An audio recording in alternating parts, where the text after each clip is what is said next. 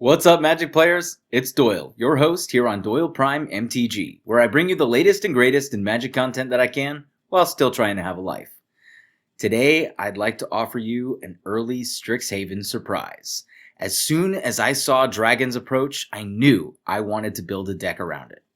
I wanted to burn my enemies out while I slam down some free dragons, ready to feast. Forests, islands, mountains, plains, and swamps. The multiverse is all that is, or ever was, or ever will be. There is a tingling in the spine, a faint sensation, as if a distant memory, of walking from plane to plane. Our lives have been forever changed, as if by magic. Embark with me on this journey to eternity. Experience the true power of mind over matter, as we ignite your spark and traverse into the magic multiverse.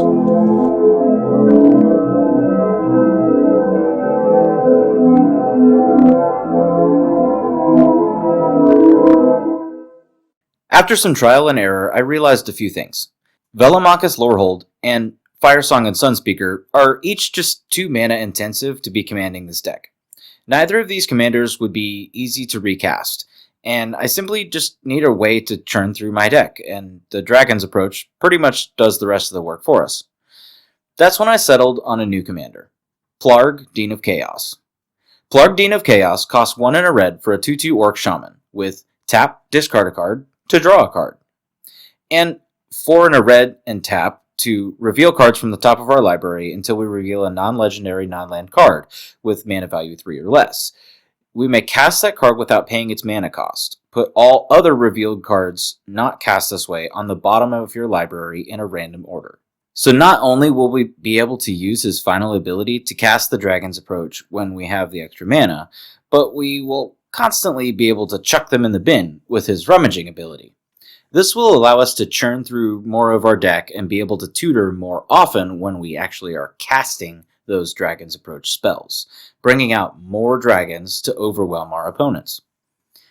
And of course, the true commander of this deck, 30 copies of Dragon's Approach. This turned out to be the magic number here. It's divisible by 5, and with all 30 copies, we could theoretically tutor for up to 6 dragons throughout a game. So I will use 7 total dragons in this build, just to give you an idea of the whole math behind this kind of a deck.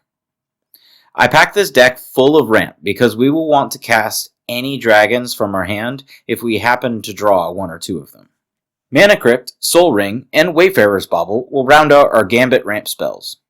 We will also include Arcane Signet, Boros Signet, Felwar Stone, Fractured Power Stone, and the Talisman of Conviction to play up the 2 mana ramp slots.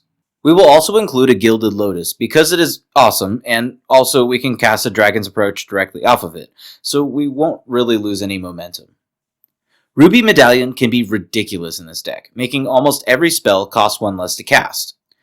We will also ramp on a land with Myriad Landscape, letting us fetch 2 mountains into play tapped.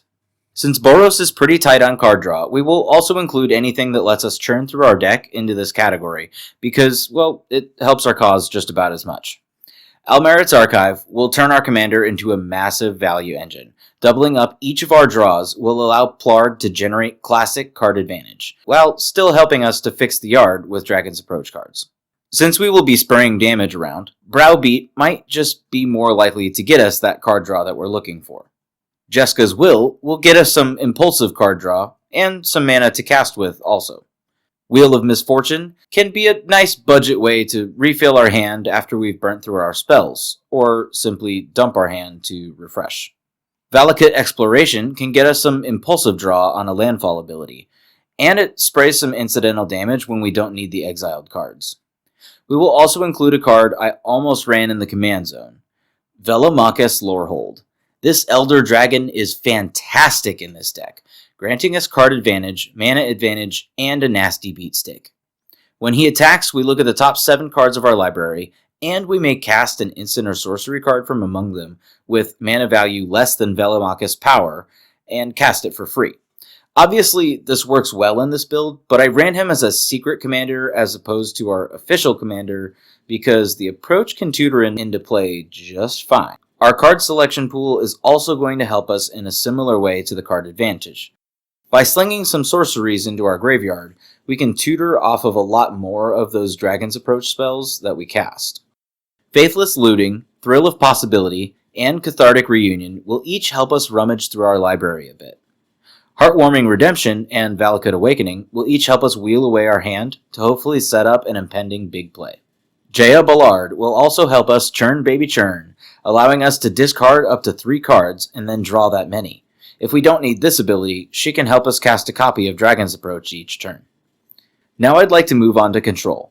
We have a couple of board wipes that can avoid killing our dragons, with Austere Command and Mism Mortars. We worked really hard to summon these dragons, and we did it in Boros. We definitely don't want to lose them just to remove our opponent's creatures. In that case, we will also include a Boros Charm to make a symmetrical wipe quite unsymmetrical in our favor.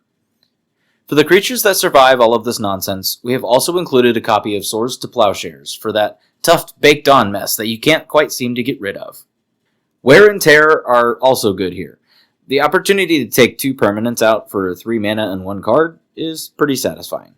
With all the sorcery damage going around, Chandra's Incinerator is a fantastic way to generate 3 lightning bolts off of each of our Dragon's Approach spells. One last segment of control before we move on to our finishers. Haste. Most of our goal here is to get big dragons into play for really cheap. We want these big boys attacking as soon as possible. Anger is really easy to discard into the graveyard, while Flamekin Village and Hanwar Battlements round out our hard to interact with haste enablers. Finally, onto the finish line. We will close out the game with damage. Damage from sorceries, damage from dragons.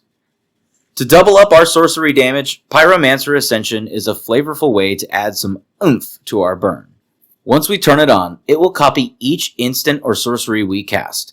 This will double up the damage from our Dragon's Approach, allowing our rummage spells to generate card advantage as well. Finally, on to our dragons. Of course, Velomachus is a fun first fetch, but these other dastardly dragons I also deemed quite dangerous. Balefire Dragon, Terror of the Peaks, Tyrant's Familiar, and Drakoseth Maw of Flames. Each deal deadly damage like no other, removing many of the opposing threats repeatedly and simply burning faces when the threats are gone. Also, Lathliss, Dragon Queen, and Utvara Hellkite will each generate loads of dragon tokens to help lead our opponents to their devastating draconic demise. Finally, our land section. While building the lands up in this deck, I kept in mind that we're mostly running red spells here, but with the option to generate white mana whenever we need to. Boros Garrison and Guildless Commons each afford us the opportunity to drop a card in the bin early on, or at least help keep us on par with our land drops. On to color fixing lands. I wanted most of our white mana producing lands to function similarly to a mountain, so that our game plan did not move any slower than it already was based on our color identity.